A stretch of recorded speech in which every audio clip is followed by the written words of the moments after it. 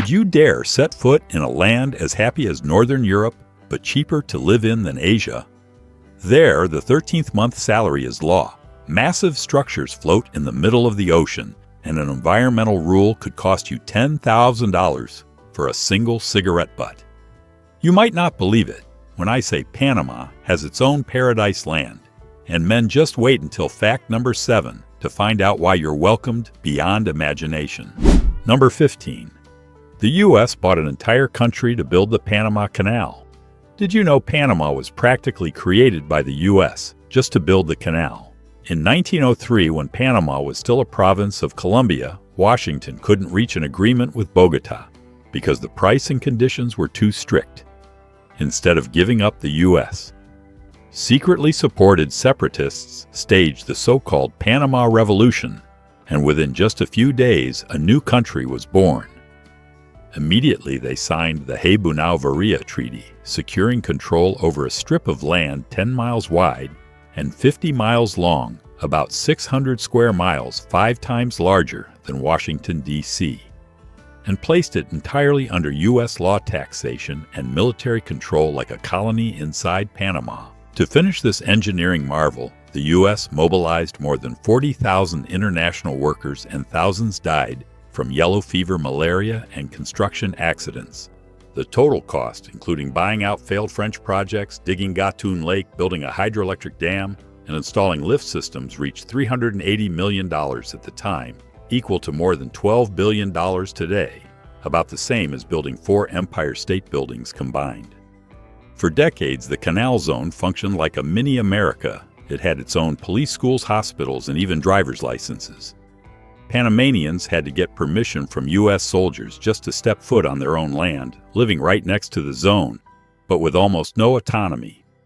Only on December 31, 1999, after the Carter-Torrijos Treaty signed in 1977, did the canal officially return to Panama. People celebrated that New Year's Eve like a second Independence Day, closing nearly a century of northern dominance on their own territory. Number 14. Panamanians are guaranteed a 13th month salary. Have you ever received 13 months of pay in a single year in the U.S. or much of Europe? That kind of bonus usually depends on company profits or your boss's generosity and can easily be zero, even if you worked hard all year. But in Panama, the 13th month salary is guaranteed by law, not just a random perk. According to Article 142 of Panama's Labor Code, anyone with a legal work contract, from office staff, teachers, and retail clerks to factory workers, must be paid an extra 1/12 of their annual salary, divided into 3 fixed payments: April 15th, August 15th, and December 15th. For example, if you earn $1,200 per month, your yearly income is $14,400, and you're guaranteed an additional $1,200 paid out in 3 installments of $400 without any negotiations and regardless of whether the company makes a profit. In the U.S., a year-end bonus only shows up if the company does well and the leadership feels generous. In Panama, as long as you have a legal contract, you automatically get the 13th month pay, no matter the job. Companies that fail to comply face heavy fines, since the Ministry of Labor forces them to pay employees in full, along with penalties. This makes Panama one of the few countries where workers are guaranteed more than 12 months of pay, giving them extra security, especially at the end of the year. So what about you? Would you want your country to make the 13th month salary a mandatory benefit? If yes, comment with the number 2. If not, comment with the number 9. Thanks for sharing your opinion. Number 13. The islands where women are always first-class citizens. The Gunayala Archipelago includes more than 300 small islands, with 49 inhabited by the Guna people. With about 50,000 residents, they still preserve their traditional lifestyle. Palm-thatched huts, wood-burning stoves, and hammocks as the main furniture. They live off fishing, hunting, farming, and selling colorful crafts like molas and handmade jewelry. Life is slow-paced, community-oriented, and every festival reflects indigenous culture. On Kua Island, one of the largest communities, women are at the center. Along the sandy streets, they appear in vibrant traditional dress, selling exquisite crafts, preparing local food and chatting warmly with visitors. Beyond being business owners, women control family property, distribute food, and make most household decisions. When a couple marries the groom, moves into the bride's family home, and his labor becomes the property of her family. If he wants to share food with his own relatives, he must first get his wife's permission. The three most important ceremonies, the birth of a girl, her coming of age, and her wedding, are all centered on women. Baby girls have their noses pierced and are given gold ring symbols of value and power. The Guna also recognize a third gender called omegad men who live as women and often become skilled mola makers, selling each piece for $30–50 more than many men earn doing heavy labor. Guna mythology even names one of the three founders as a third gender, proving this role has been respected for centuries. Whether men are fishermen, hunters, or tribal chiefs, women's work is seen as equal, sometimes even more important. The Guna do not rank labor by gender. Cooking, child rearing, or sewing are all respected. On Kua Island, the balance is clear. Women direct, negotiate, and laugh together, while men quietly follow. It's a society that flips conventional gender power upside down, where women truly set the rules. Number 12. Flower Island, a paradise for men. Just about 12 miles by sea from Panama City lies Taboga Island, nicknamed the Island of Flowers. Not only for its bright pink and purple bougainvillea, but also for a rare social phenomenon: men are treated like treasures. Among roughly 1,000 permanent residents, about 70% are women, and there are only around 120 men under the age of 40. Many young men leave the island for work in Panama City or abroad, leaving behind a multi-generational female community, from elderly fruit sellers to young women running seaside cafes. This imbalance makes men, especially male visitors, instant celebrities the moment they step off the ferry. Beach bars and cafes greet them warmly, outdoor parties pulse with drums and salsa rhythms, and it's completely normal for women to approach, first invite someone to dance, or even openly declare their interest. Some tourists describe Taboga as a paradise of reverse gender roles, where traditional norms are naturally and joyfully flipped upside down. But Taboga isn't only attractive for its social dynamics. The island also boasts tropical beauty, white sand beaches, clear Caribbean waters, houses draped in bougainvillea, and hiking trails leading to panoramic views of Panama Bay. Whether you come for the sun and sea, or out of curiosity about its unique society, Taboga is sure to leave an unforgettable impression. Number 11. Why Panama almost never gets hurricanes. Tropical cyclones are among the planet's most destructive forces. The Philippines is often called the typhoon capital, facing around 25 major storms each year. Mexico gets about 24, and the United States averages more than 17 named storms annually across the Atlantic and Pacific. Yet in storm-battered Central America, one small country seems nearly immune: Panama.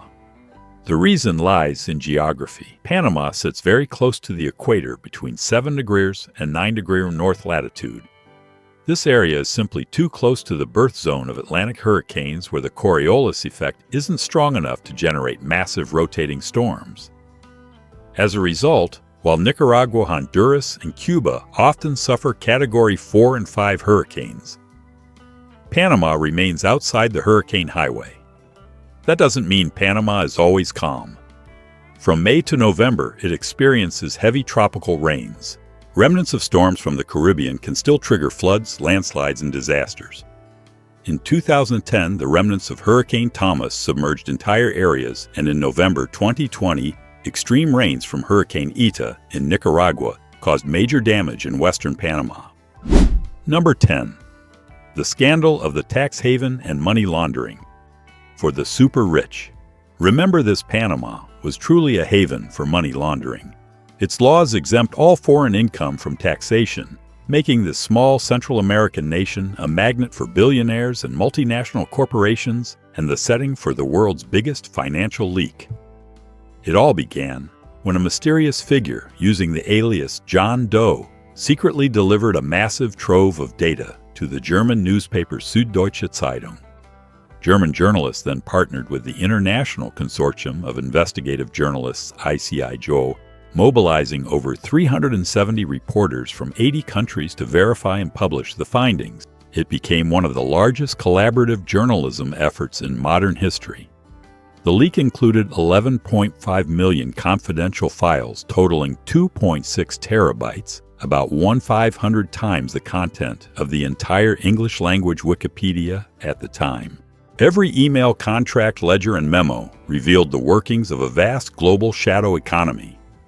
At the center was the Panamanian law firm Mossack Fonseca, which specialized in creating shell companies for the ultra-wealthy and multinational firms to evade taxes, launder money, or hide assets. The documents implicated numerous powerful figures, close associates of Russian President Vladimir Putin, Iceland's Prime Minister Sigmundur David Gunnlaugsson, who was forced to resign, Ukraine's President Petro Poroshenko, as well as celebrities and athletes like Lionel Messi and Jackie Chan. And one question still lingers: if these companies went to great lengths to conceal identities, could John Doe himself be hiding behind a carefully crafted mask of secrecy? Number 9. The world's first eco-restoration homes. On Panama's northern Caribbean coast, a company called Ocean Builders is taking ocean living to the next level with futuristic sea pods described as the world's first eco-restoration homes. These floating homes rise about 7 feet above the water, supported by more than 17,000 cubic feet of steel tubes filled with air hidden below the surface. Unlike a cramped boat cabin, a sea pod feels like a real home, only gracefully hovering above the sea. Inside, each unit offers around 800 square feet of living space spread across 3.5 levels. The layout includes a master bedroom, living room, kitchen, and bathroom, all surrounded by panoramic windows covering 600 square feet, offering a 360-degree view of the ocean. The magic isn't just the view, it's the technology. Sea pods come with smart rings that let you unlock doors or play music with a wave of your hand. Think of your house as a giant iPhone. You can keep adding new home apps to customize your lifestyle.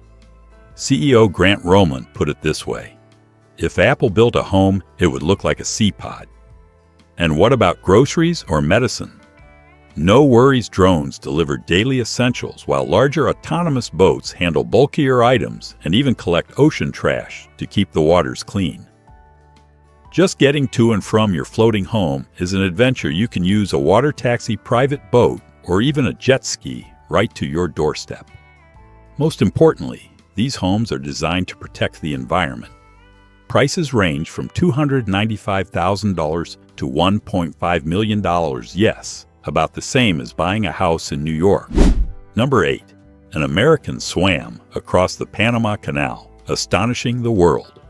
In 1928, the world was stunned when American adventurer Richard Halliburton decided to turn his own body into a ship.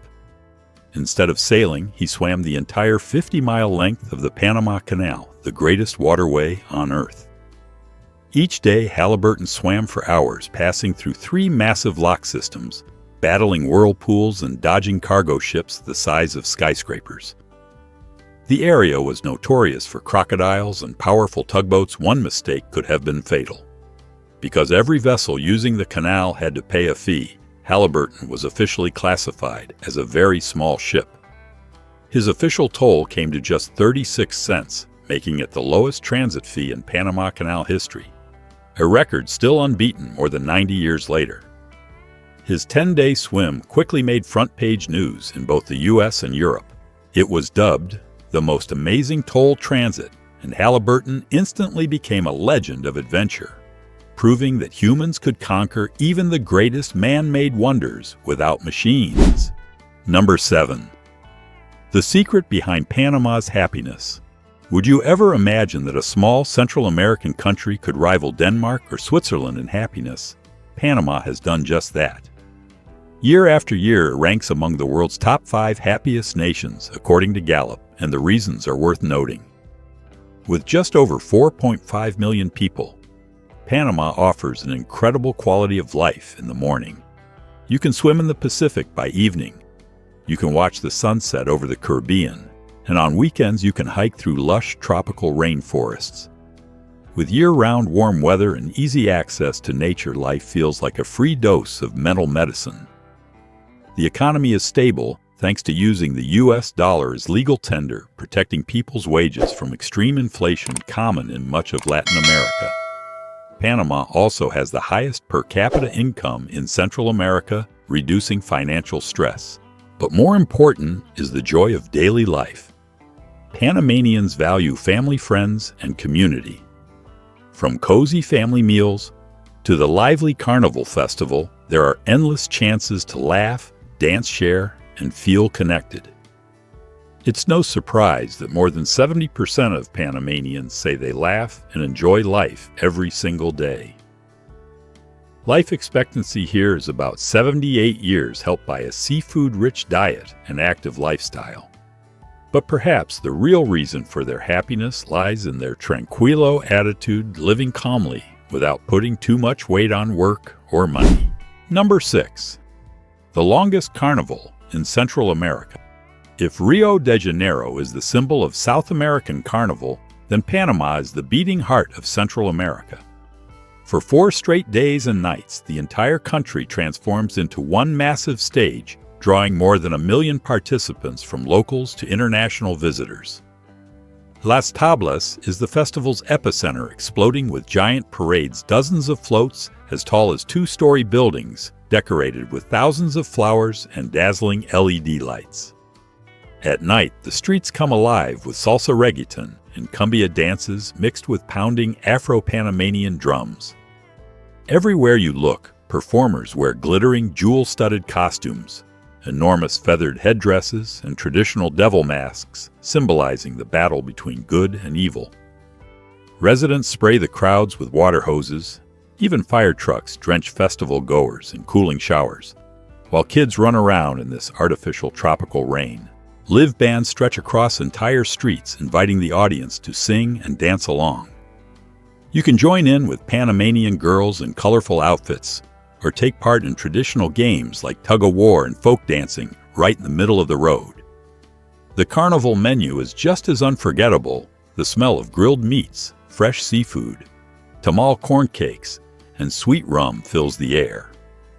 Street bars blast music all night, serving tropical cocktails until sunrise.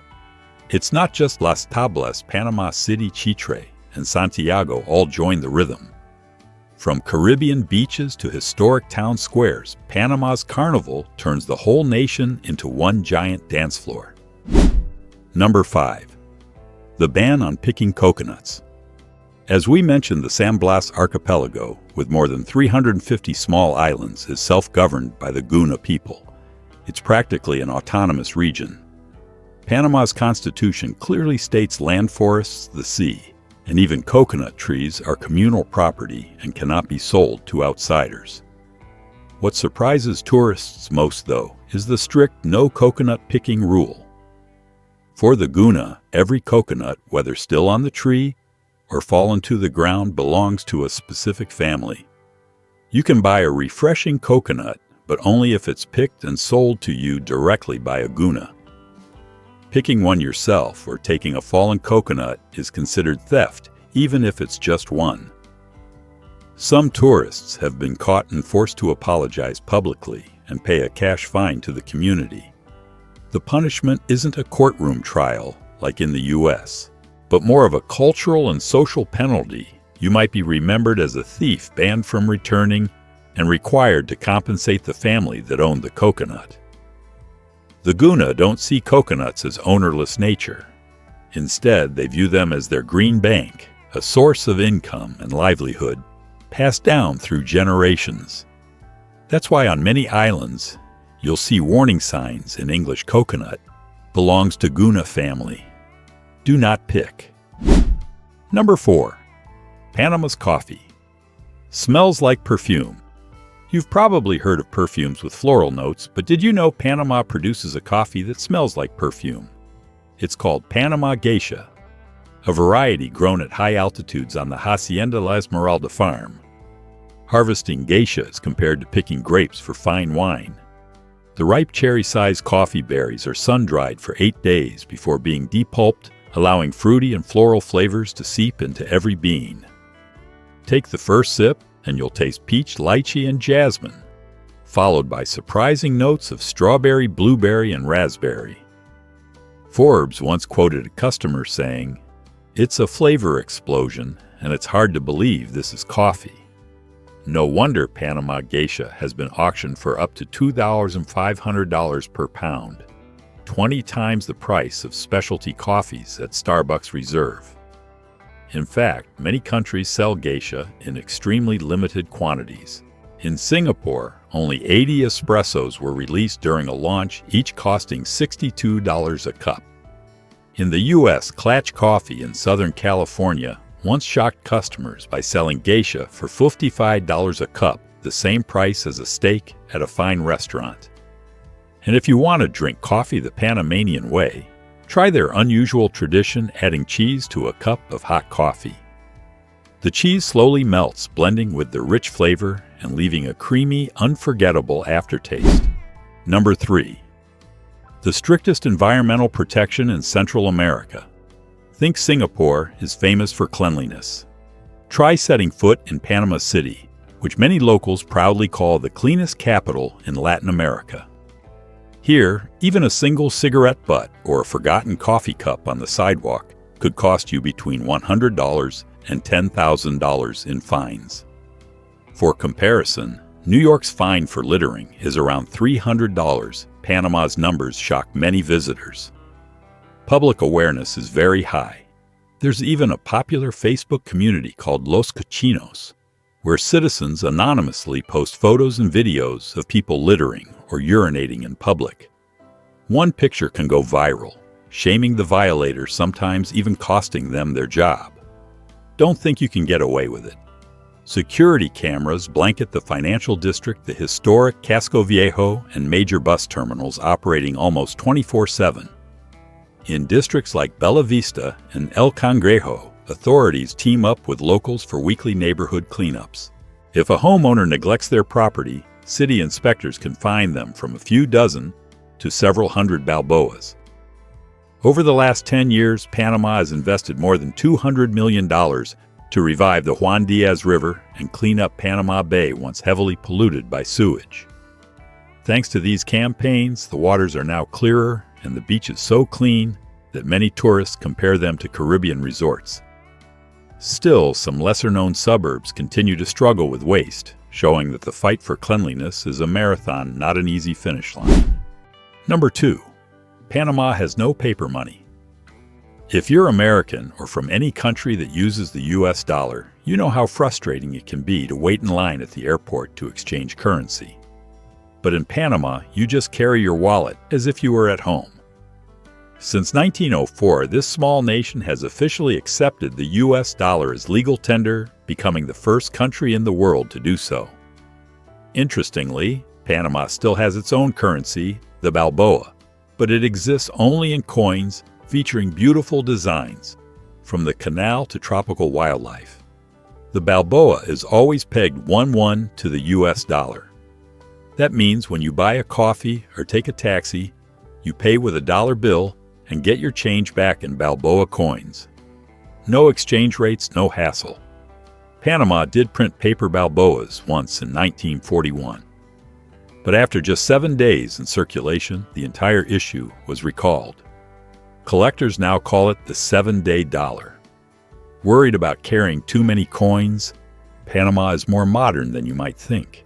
In Panama City and tourist hotspots like Bocas del Toro and Boquete, you can swipe your card or pay with Apple Pay, Google Pay, or PayPal. Even many taxis and buses accept electronic payments. Thanks to this dual currency system, Panama has avoided the hyperinflation disasters of countries like Venezuela.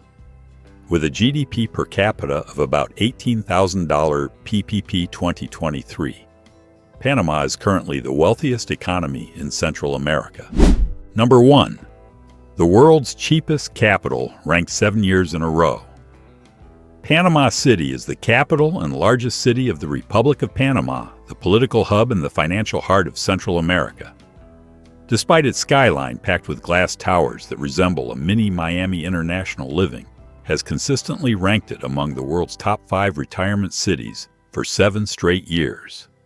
Hard to believe, right beyond its skyscrapers, the city boasts Casco Viejo, the old quarter that was once neglected and turned into slums, but has now been beautifully restored.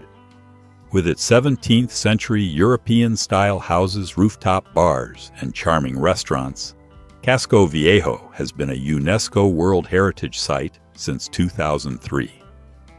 What stuns visitors and expats most is the extremely low cost of living. Breakfast with coffee and fried corn cakes costs just $0.40, a private doctor's visit about $6, a full dinner around $10, and a 1 or 2 bedroom apartment downtown runs only $500, $800 per month.